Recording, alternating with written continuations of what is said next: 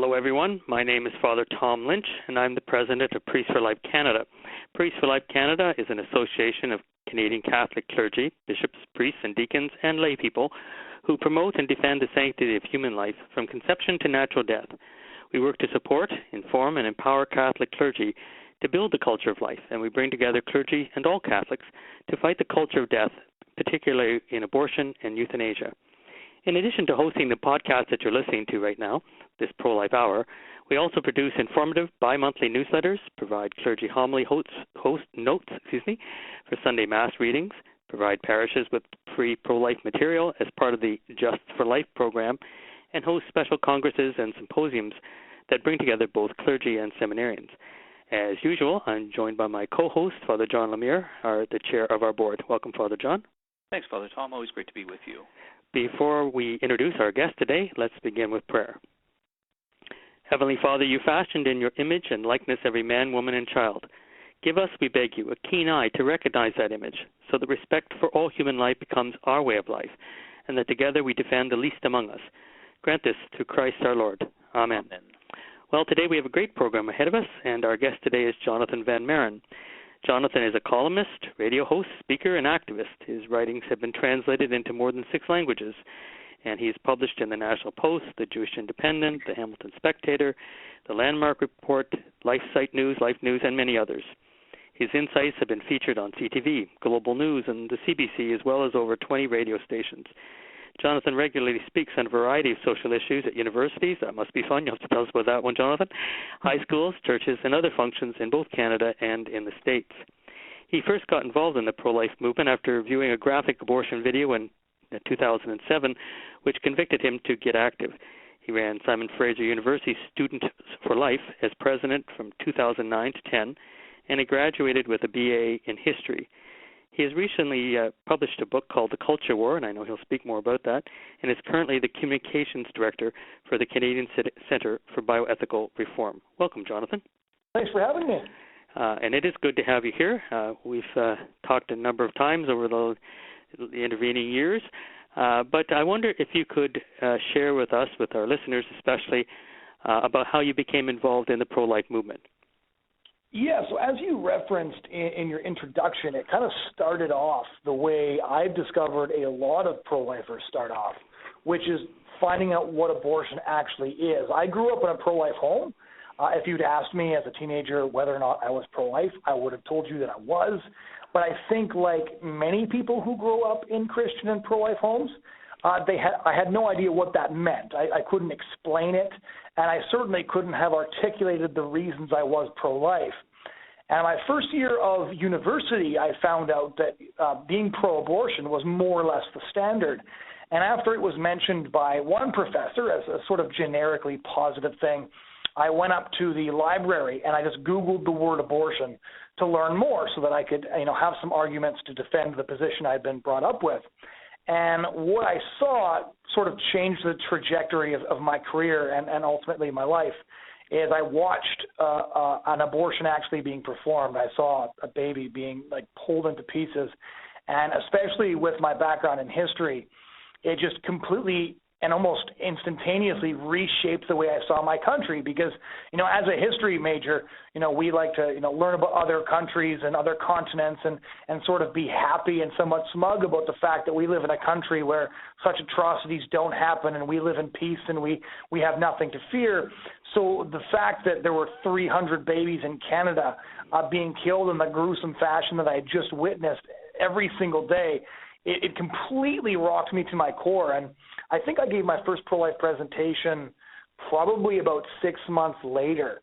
I just sort of started talking about abortion to anybody who would listen. I know that I must have been very irritating, and I've seen a lot of other pro-life activists go through the same stage that I went through, which is when they find out about what abortion is, they can't stop talking about it because they can't believe that everybody isn't talking about it all the time because it's so huge.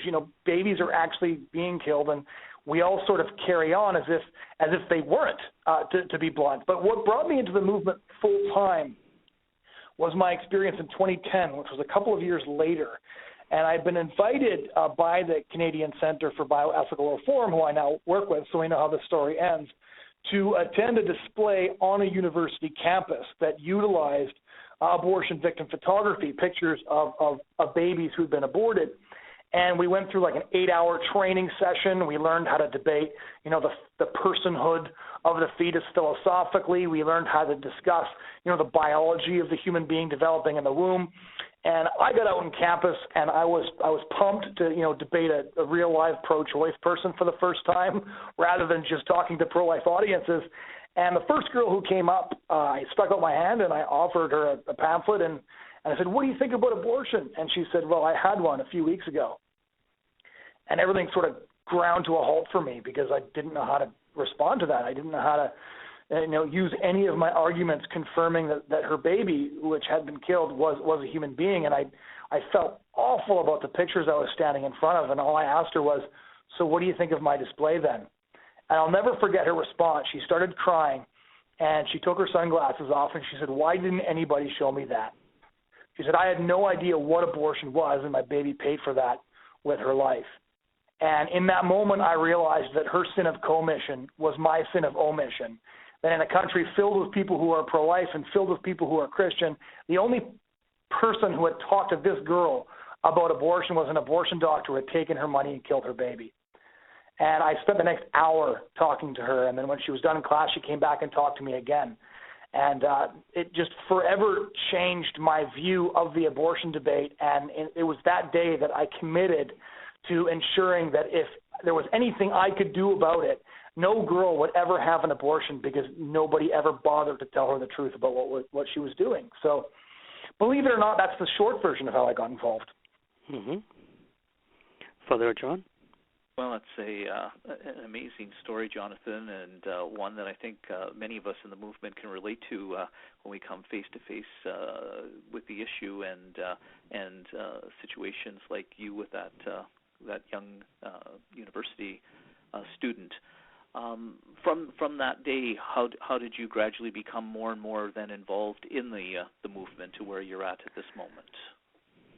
Yeah, so that was in my last year of university, actually. That was in 2010. And then at that point, Stephanie Gray, who some of your listeners may be aware of, she now runs her own speaking ministry talking about the abortion issue, and Jojo Ruba were planning to sit down with a couple of people and work out a national plan to reach as many Canadians with the truth about abortion as they could. And they approached me in the final year of my history degree at Simon Fraser University in Vancouver, where I was planning to go on and do my master's degree in history as well. And they asked me if I would consider coming to CCBR and helping them work on that plan. So after a lot of thought, I decided that was what I was being led to do. So I moved from BC to Calgary in January of 2011, and we spent 2011 essentially researching how to best reach the vast majority of Canadians with the truth about abortion. So using abortion victim photography in a variety of different ways, whether that be postcards, whether that be displays on the street, whether that be on the sides of trucks. And if we could reach the majority of Canadians with this truth, that we could see hearts and minds changed and babies saved. So there was 5 of us in 2011 when I first went on staff. Now during the summer there are over 50, and we've gone from being able to reach, maybe just over 100,000 Canadians to this year, God willing, we'll be reaching, we'll be showing people abortion victim photography 4 million times. So we've really seen a tremendous number of people drawn to this organization because they realized, just like I did the first time I went out there myself and started talking to people, that with the truth and very simple arguments, we genuinely do have the power to transform the worldview of our peers and to see lives saved as the result of that. So things have changed a lot in the last couple of years. So when did the Canadian Centre for Bioethical Reform start? Can you give us some kind of a background to it?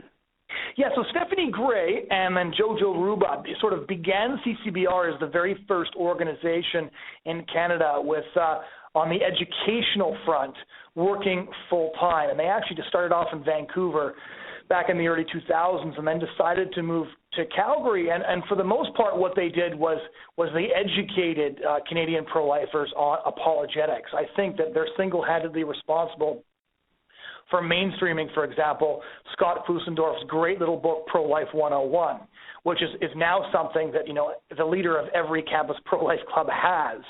But it wasn't until around 2009, 2010 when they started really focusing on, okay, how can we take this organization from an educational organization into an activist organization?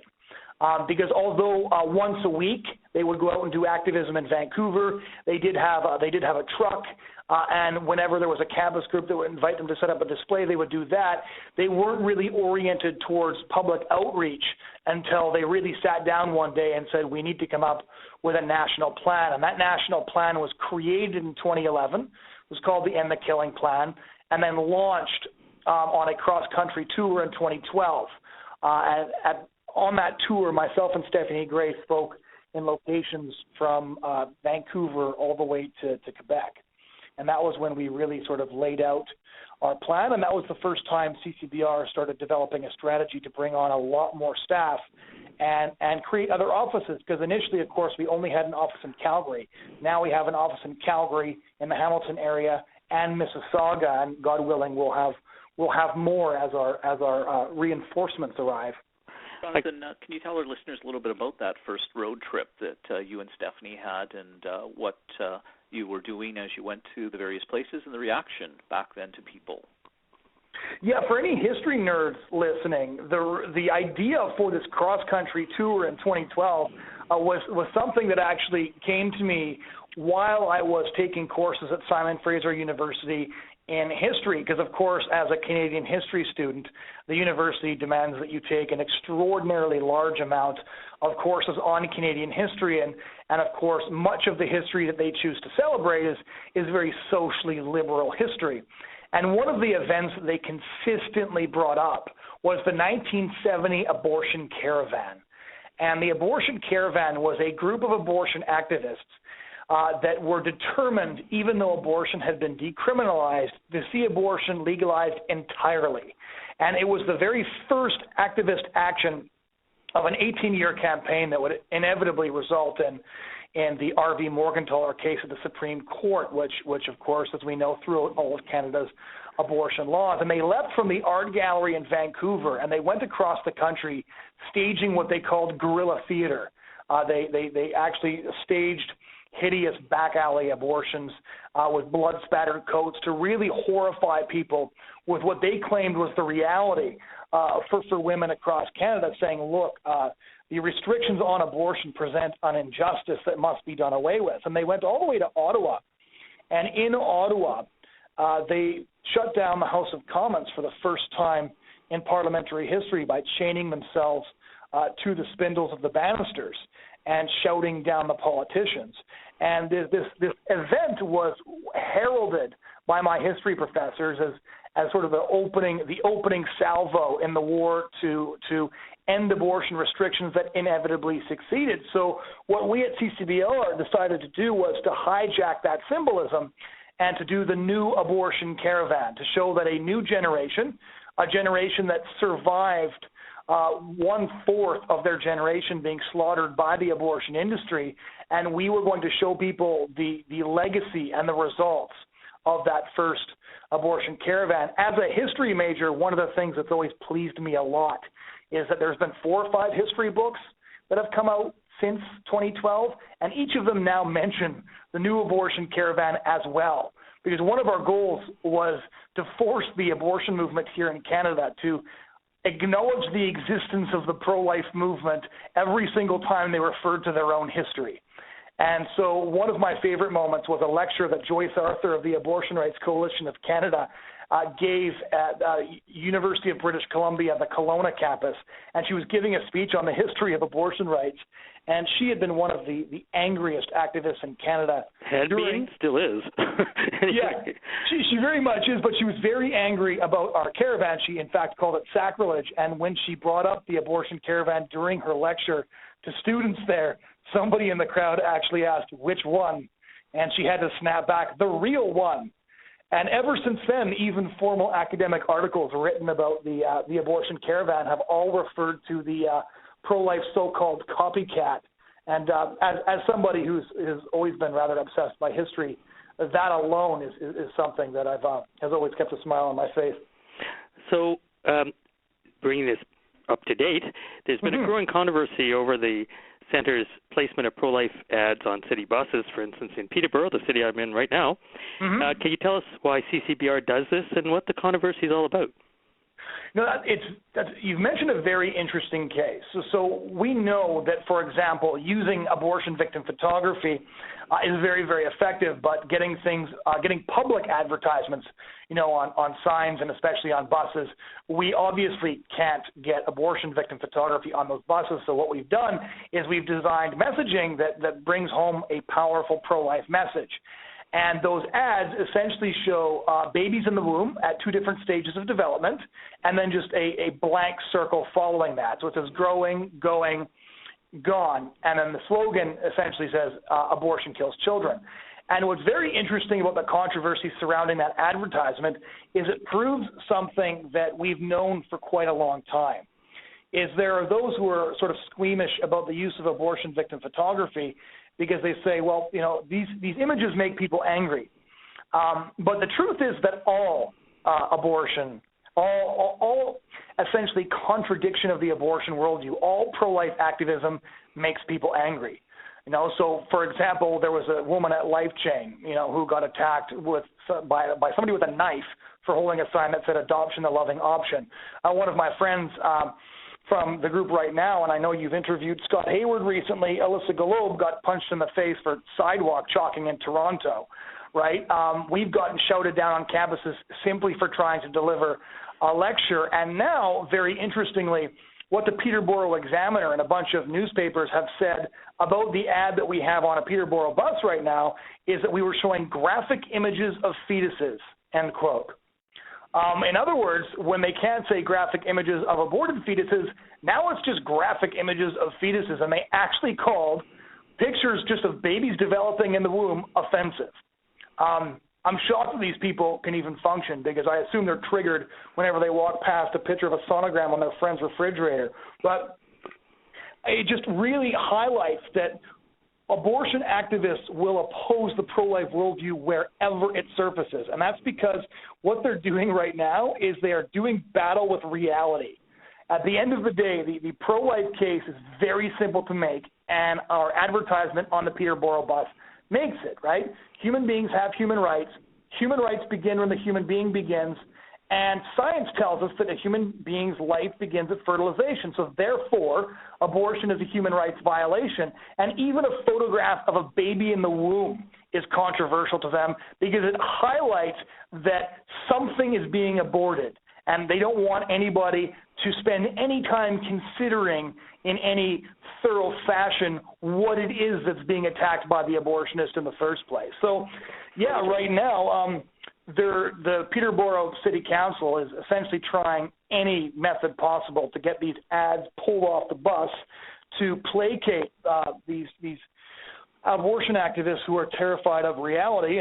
But fortunately for us, the City Council is legally obliged to run those advertisements because we won that case already. So we'll see what happens next. Father John? Jonathan, just to be clear for our listeners, these bus ads, we're not talking about graphic images that are there. We're talking about scientific pictures of the human child growing in his or her mother's womb. That's correct. Yeah, there's no pictures of abortion victims. There's no graphic imagery unless you consider a picture of a baby in the womb to be graphic, which apparently the enlightened writers over at the Peterborough Examiner. Well, you know what's odd, Jonathan, is when I speak to university and college groups, and high school now too, I consistently ask them how many of you have pictures of yourself from before you were born, sonogram pictures, and it moved from it being very rare to now a third to a half. And this is, these are teenagers and older teenagers, and it's not a big thing anymore. They've already seen themselves before they were born. Yeah, you'd think so, right? What we face right now in Canada and North America is very important to analyze from a strategic perspective because a lot of people ask, why don't you just show pictures of babies in the womb? in order to dissuade people, right? And we saw from the Peterborough controversy that even pictures of babies in the womb can be controversial. But the difficulty is that actually everybody in North America does know, instinctively if not intellectually, that the baby in the womb is in fact a baby.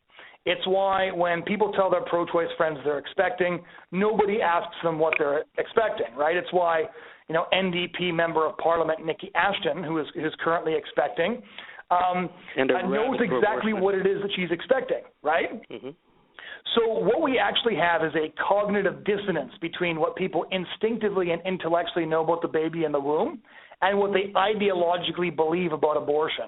And the reason we find abortion victim photography so powerful is it directly targets the mental wall between these two conflicting worldviews that inhabit the same skull, and it really forces people to recognize that their views are inconsistent and that it wakes them up to the fact that abortion does what they instinctively already knew, which is that it ends the life of a child developing in the womb. Father John? And with the ads that you've been running, Jonathon, besides the reaction, obviously, of the media, what have been some of the grassroots kind of reaction to it? And do you have any stories of people experiencing a sense of conversion because of seeing those ads? It's actually difficult to keep track of the number of testimonies that we get both emailed to us, sent to us through a Facebook message. We actually have Word documents now that we're trying to formalize with quite literally thousands of testimonies of people who have changed their minds. From our advertisements, from our postcards, from our street displays, and we've actually commissioned polling with an independent polling agency to test certain areas before and after we send our truck in and deliver our pamphlets, and then we get them to test what people's reaction to that imagery is, and we specifically have the pollster ask about the impact of the photo of the abortion victim, and we find that over 60% of people say that as a result of seeing that image, they feel far more negatively about abortion. One of, I think, the misconceptions about radical pro-lifers on the pro-choice side is that we simply enjoy using imagery like this, that we enjoy telling people, as it said on our ad, that abortion kills children. I think I can speak for the entire pro-life movement, including the two of you, that we'd all rather be doing something else with our time. The pro-life movement is not something that you join. It's something that hijacks your life. And we all want to work ourselves out of a job on this file. Jonathan, I couldn't agree more about what you said right there. And I know Father John can too, but I've never heard anybody put it like that before. But boy, is that true. Go ahead, sorry. Yeah, it's true because the only reason we utilize these tactics is because they are the most effective method we have found through both anecdotal evidence and scientific polling methods to shift Canadian public opinion and to change the minds of those that we confront. I always say the day somebody can prove to me that there is an educational tactic, a weapon of mass instruction, if you will, that works more effectively than showing people the truth, I will be the first one to convert the organization over to utilizing those tactics, because this is about one thing and one thing only, and that's saving the lives of preborn children who are threatened by destruction. So, Jonathon, I think one of the big problems here, of course, is that as we have heard many times, not only from, about the center, but about things like Show the Truth, for instance, is this is too graphic, and it can cause trauma for people who had abortion, or it can cause trauma on the part of children, or that there's no, if you're driving around a truck or you're having a demonstration on the streets or wherever, people have no choice about what they see, and once they see it, and it'll cause that trauma. What would you say to that? Or it will turn, people angry. That's a lot of questions in one question. Yeah. So let me start first with the most common one, which is what will happen if post-abortive women see these images, right? I have to say that is, I think, the objection that always has confused me the most. As you'll recall from my introductory story, the reason I joined the pro-life movement is because a post-abortive girl told me that she wouldn't be post-abortive if she had seen these images in time. I cannot count the number of people who have told me while doing activism that if somebody had showed them what abortion looked like, they would not have had the abortion. I have held in my arms a little boy who was scheduled to be aborted at the Peter Lougheed Hospital in Calgary, but whose mother changed her mind, not after talking to us, simply after walking past the pictures. I've had a middle-aged Chinese woman tell me that she had 3 abortions, but she wouldn't have had any if she had seen the signs that we were showing her. And another very important statistic to remember is that in Canada, about 48% of women who have abortions will have another abortion. In other words, the post-abortive are actually pre-abortive. So when people say, what if a post-abortive woman sees your images, my response to that is, I certainly hope they do, because they are one of our main target audiences. Because just because they've had one abortion, it doesn't mean that we can't prevent them or dissuade them from having another abortion. You know, that woman very well may have other children that we need to reach out to her in order to save. So that's one of the reasons that we believe post-abortive women should see these images. Secondarily, on that topic, it's always confused me from the Christian perspective that we don't want to show people that what they've done is wrong. As far as I'm concerned, what Christian theology teaches us is that we can't actually repent until we understand that what we've done is wrong. And what our images often provide, and many people can tell you this, is a catalyst for understanding what abortion actually is.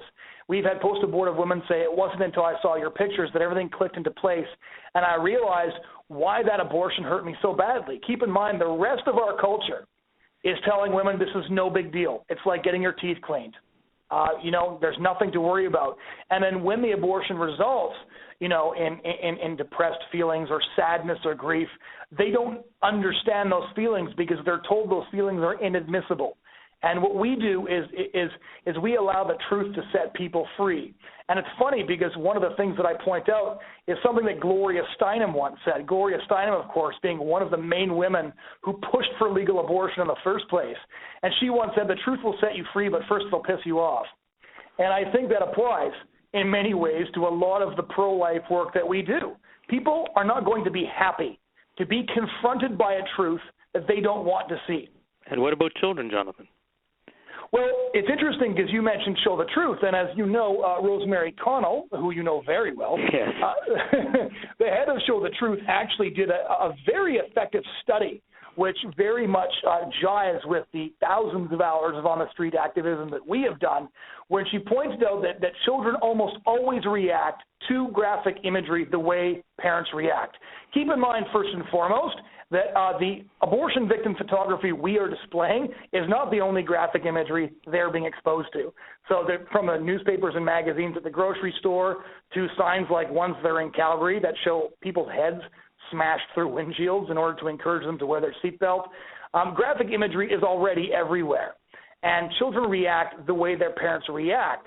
And one of the interesting things that we've discovered is that only if a parent gets screaming, yelling, and upset do the children get upset. In fact, it's one of the only children I've ever seen get upset near one of our displays. It's because her dad was dropping F-bombs like it was his day job right in the face of a female activist 15 years younger than himself. That's one of the reasons that they get so upset. And I can give you a personal example from my own experience. Before I worked for CCBR, and I would distribute these pamphlets in Vancouver on my spare time. And my little sister had her 5th birthday party, and I was asked to drive her and a bunch of her friends home after the party was over. And I had forgotten that I left a bunch of bundles of these pamphlets in the backseat of my car. So I'm driving down the highway, and suddenly I hear a little voice in the back say, "Ew, what's this?" And it was one of my little sister's friends, and I was thinking, oh, good grief, how am I going to explain to this girl's parent, that I just hand her abortion pamphlets in the back of my car or something?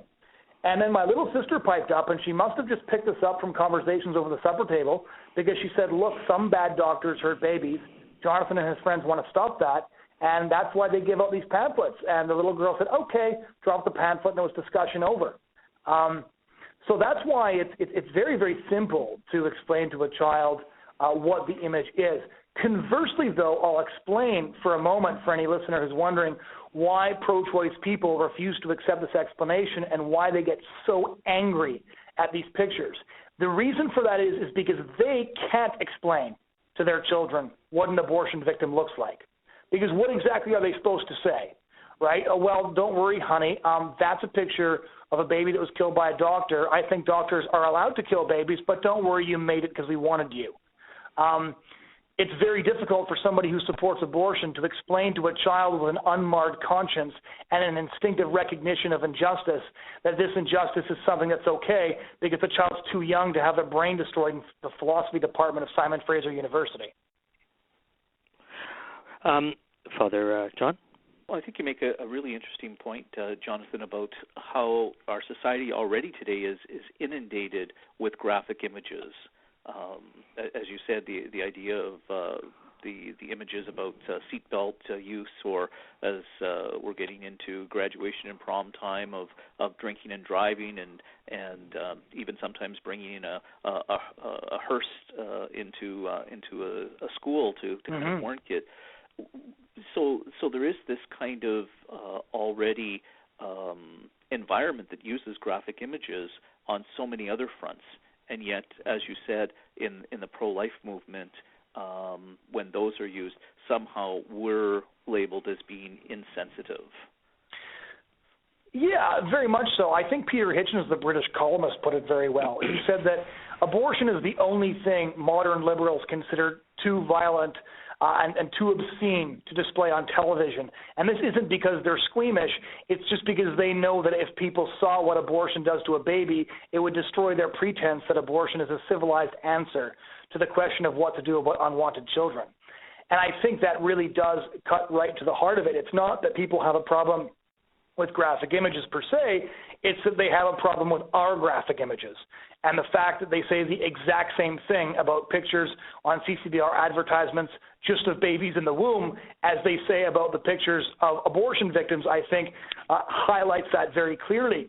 Something else that's important to note, actually, though, is that abortion advocates themselves are in complete agreement that these pictures are very dangerous to the legal status of abortion. In fact, a book came out recently from the University of Toronto by Dr. Victoria Bromley, and she talks about how reproductive choice activists, in her words, are concerned about CCBR's dissemination of this information because it could threaten public support for abortion. We have actually Jane Kirby of Briar Patch Magazine quoting a PhD student from York University and saying the same thing, saying that these images have the potential to impact public discourse, which could eventually seep into the legislature. We have Nancy Keenan of Catholics for a Free Choice, or Frances Kiesling, of Catholics for a Free Choice, and Kate Michelman of NARAL Pro-Choice America, saying that abortion victim photography has fundamentally changed the way Americans see abortion, which is why slowly but surely every poll since 1991 shows the pro-life movement gaining ground on the question of whether or not abortion should be permitted in all cases. So I think that if we sit down and we look at the history of social reform, we look at how abortion activists respond to the display of abortion victim photography, and we look at the enormous success we have on the ground in swaying hearts and minds once those are implemented. Again, if somebody's got a better idea, I'm all ears. But right now, based on statistical evidence, this is the most effective means of educating the public that we have at our disposal. I wonder, Jonathon, on a slightly different topic, what's your reaction to the election of Andrew Scheer as the leader of the Conservative Party of Canada, which, as our listeners know, happened just a short while ago? I'm cautiously optimistic. And I'm cautiously optimistic for a few reasons. So as somebody who isn't just pro-life but is socially conservative in general, I was very enthusiastic about his support for parental rights in education and a number of different policies that have a direct bearing on the Christian communities that most pro-lifers belong to. But in addition to that, his policy on free speech for university campuses would be enormously helpful to organizations like CCBR in ensuring that our ability to transmit our message to the students is respected. And further to that, and either of one of you can correct me if I'm perceived as being too blunt, but traditionally speaking, we've had anti-Catholic Catholics claim the mantle of leadership. People like Justin Trudeau, who is a professing Catholic, but if any of you or your listeners have had the misfortune of reading his autobiography, as I did, he basically first explains why he's Catholic and then promptly explains why he doesn't agree with any Catholic moral teaching. I think that Andrew Scheer's life and his family life and the statements that he's made confirm that he actually is a practicing Catholic, which means that he actually... Well, all three major parties are headed by Catholics, or at least baptized Catholics. And baptized Catholics, certainly. Right. So, Father John?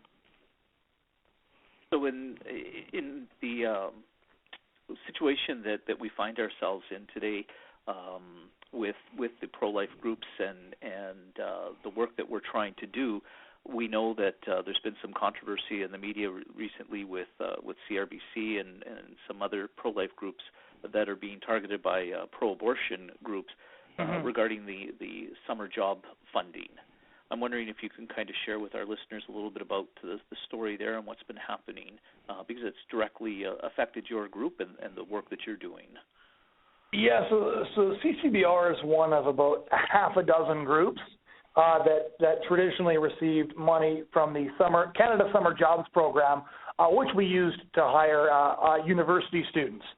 And those university students would be trained in apologetics, and they would make up part of our summer team, which, as I mentioned before, usually ends up numbering between our three offices probably close to 50 people. And what happened was there's a blogger named Fern Hill, that's her pseudonym anyhow, and she runs a blog called Damn It Janet, and she basically spends almost all of her time trying to find ways of getting not only groups like CCBR, Campaign Life Coalition, the Wilberforce Project in Alberta, which was formerly Alberta Pro-Life, and Crisis Pregnancy Centers defunded. It's more or less her entire job. It's dropped off a bit now because, unfortunately, she recently contracted stage 4 lung cancer.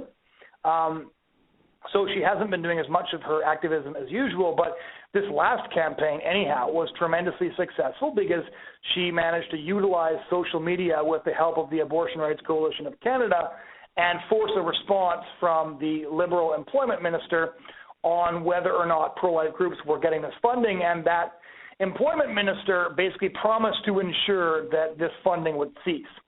And subsequently, virtually all of the groups that were, quote-unquote, exposed by the Abortion Rights Coalition of Canada were denied their funding. And as a result of that, what CCBR has had to do is we've started crowdfunding platforms, and we've relied heavily on our donors to help us carry through, because we are hoping, of course, to reach 4 million people this year, and we're just counting on God's help and the help of the many pro-life supporters to get us through the rest of the year. Well, of course, that story isn't over yet because MPs jealously guard their rights, especially opposition MPs. Mm-hmm. Just one, if you could, what are what are some upcoming activities planned by CCBR? You mentioned, of course, some of the summer activities, but I wonder if you could have our listeners be brought into that. Yeah, well, actually, this summer we're doing several speaking tours combined with activism in major Canadian cities right across the country. I spoke last week in Fredericton, New Brunswick, and Halifax, Nova Scotia. And next week is the launch of what we're calling Survivor Generation, the Canada 150 Tour. Because this year, as your listeners will know, is Canada's 150th anniversary. And our government is calling on us to sort of celebrate the 48-year legacy since 1969 of legal abortion, and of course, legal abortion has resulted in the deaths, the violent deaths of 4 million Canadians who never got to have their own birthday because of the status quo. And on Canada's 150th anniversary, what we want to highlight is Canada's much longer and much more noble legacy from 1869 to 1969, a full century of protecting all human life in the womb. In fact, Canada's first Prime Minister, John A. Macdonald, actually said that abortion saps the very lifeblood of a nation. And that's one of the reasons our goal is for 4 million views of abortion victim photography this year. That's because it represents the 4 million preborn Canadians who were lost to us. And the people that work at our organization, the oldest member of our organization is 30 years old. We were all born in an era where 1/4 of our peers went missing due to abortion. These are, cousins, brothers, sisters, peers that we never got to meet because of legal abortion. And the liberals like to say that the debate is closed, but we never got to join that debate in the first place. Our opinion was never expressed. And if they want to say the debate's closed, then we're going to start without them. And that's what we're planning this summer. In Alberta, BC, and Ontario, there's going to be speaking locations right across the country where our activists are going to be traveling. They're going to be doing outreach in those cities, and then we're going to be presenting what we're up to at each location. Well, we'll link to that so that our listeners can be able to attend some of those events. Excuse me, the allergies are acting up. And I think it'd be great if not just that they can also use social media, to sort of geometrically grow the impact and outreach that you're going to be able to have. Father John? Jonathon, in our last kind of minutes of our program today, we know that you've also been very much engaged in the world of writing to bring about the message and to share the news with others. Can you tell our listeners a little more about your recent book, the Culture War, and about the blog that you run called Bridgehead? Yeah, so the reason I wrote the book, The Culture War, is because a lot of people would ask me, where can I find, a short, readable book that explains to me how our culture got the way it is? And I never had a good answer for them because I've researched dozens upon dozens of books and studies that have explained what the culture war is like, from the sexual revolution beginning back in the 1920s all the way until now. But there was no one book that really brought it all together and wove all these topics, from the sexual revolution to hookup culture to pornography to rape culture, abortion, assisted suicide, religious liberty. I wove all these things together in a way that was easily readable and understandable. So my goal was to create a book that was under 200 pages, and I had to fight with my editor like crazy to keep it at that. It ended up being like 213 or something like that. It would have been 500 if she had let me get away with it. Shorter is better. Nobody's reading 500-page books. That's exactly what they told me. They said 500 pages might be better, but nobody's ever going to read it, so who cares? Which is a great point. And a lot of people have been reading this book. I've been getting messages from kids in high school who are saying, my teacher said this and this and this about the history of the sexual revolution and the pro-choice movement, and because I read your book, I argued with my teacher and I won, which is exactly what this book was intended to do. It's 200 pages you can hand to somebody and say, once you're finished this book, you will understand why our culture is the way it is and how we got here. And that is essentially what I use the Bridgehead for as well, is that I think for people to understand the cultural battle we are in over abortion, which is so focused around saving lives, they have to understand the entire culture war, right? So there are many, many battles in the culture war that we are fighting, and the heaviest loss of life is, of course, being inflicted by the abortion industry. But all of these different issues actually weave together in a way that, once understood, are hugely enlightening. And I'll just give you one example that a lot of people are surprised by. The fact that rampant porn use among young men is the reason that there are so few young men in the pro-life movement. The old stereotype that, the vast majority of pro-lifers are old white men is not true at all. In fact, we're more like 80% female, and we try really, really hard to find young men who are willing to commit themselves to this. And I've discovered that over and over and over again, the reason for this is that pornography is so pervasive that it's chained men to shame and hypocrisy and sort of prevented them from doing, acting out their God-given calling to slay dragons and defend the weak and helpless. I think we'll have to leave it there, but I would, as I said to our listeners, we'll link up to CCBR and also to Jonathon's website, and you'll be able to get his book as well, which it should get. Is it in e-form as well? It will be in e-form soon. Okay. Right now the book is for sale on the bridgehead.ca, but we're working on both the Kindle version and the audio version. So it's fairly basic, thebridgehead.ca, and as I said, we'll have a link on our website. If you're not online, you can give us a call, and we'll put you through to him. So thank you for joining us today, Jonathon. It really was a pleasure to have you on the program. It's always good to hear insightful analysis from, the really activists that are there, not just sort of acting for the sake of acting, but really thinking about how we're able to effect change in our current society. And I think that's extremely important to be able to remember. I have one announcement before we end our show today. Priests for Life Canada is pleased to be hosting our 2017 Pro-Life Clergy Symposium, which will take place in Ottawa this summer from Monday, August 28th until Wednesday, August 30th.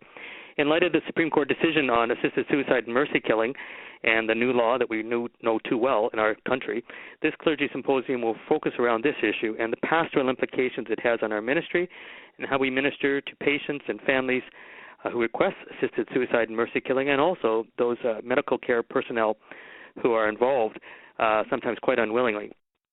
Confirmed speakers include myself, Father Stefano Pena, who helped to pen a document that the Alberta bishops have used and we think very highly of, and Dr. Jose Pereira, a renowned end-of-life physician, along with other noted palliative care experts.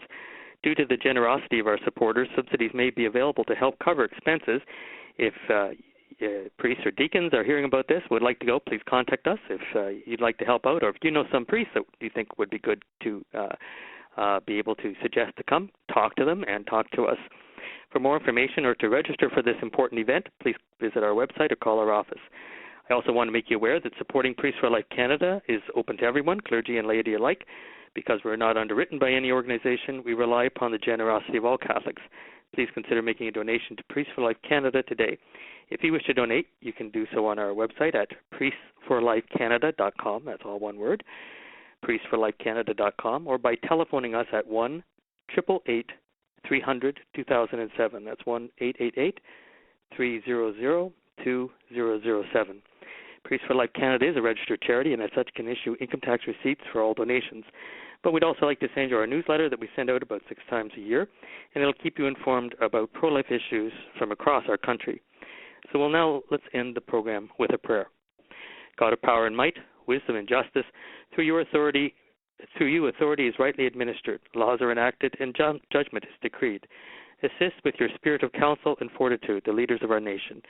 May they always seek the ways of righteousness, justice, and mercy.